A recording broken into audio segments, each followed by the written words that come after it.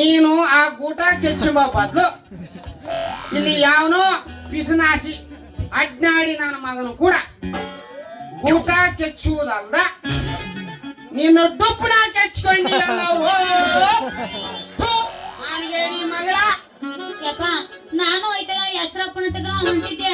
ಅದ್ರ ಇವದನಲ್ಲ ಅವನ ಕಡೆ ಹೋಗ್ಬೇಡ, ಅವಂಗ ಸರಿಯಾಗಿ ಕೆತ್ತಕ್ ಬರಲ್ಲ, ಮೇಲಾಗಿ ಅವ ಕೈ ಆಡಿಸ್ತಾನ, ಕಣ್ಣು ಕಾಣಲ್ಲ, ನಾನೇ ಕೆತ್ತಿ ಕೊಡ್ತೀನಿ ಬಾ ಅಂದ.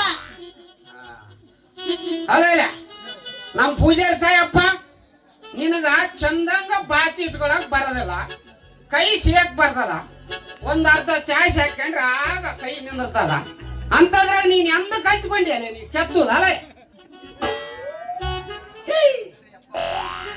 ಹೇ ಹುಡುಗಿ ಬಾ ಕೆತ್ತಿ ಕೊಡ್ತಾನೆ.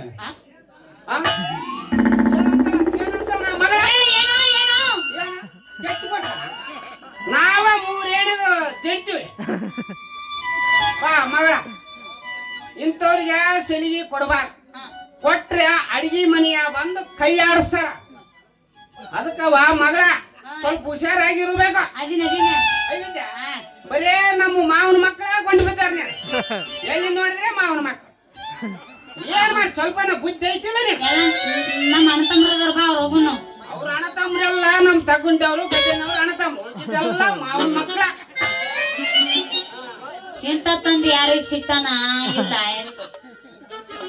ಆಯ್ತು ನಡಿ, ಇಲ್ಲಿಂದ ಚೆನ್ನಾಗಿ ಬುದ್ಧಿ ಕಲ್ಕೊ. ಇಂತ ಪಾಳಿ ಹುಡ್ರಕ್ಕೂ ಆಡಾಳು ಹುಡುಗರ್ಕು ತಿರ್ಗಾಡಕ್ ಹೋಗ್ಬೇಡ. ಇಲ್ಲಪ್ಪ ನೀನು ಮರ್ಯಾದೆ ಉಳಿಸೋಕ್ಕಿತ್ತಲು ಹಾಳು ಮಾಡೋದು ನನಗೆ ಇಷ್ಟ, ಅದನ್ನ ಮಾಡ್ತೀನಿ.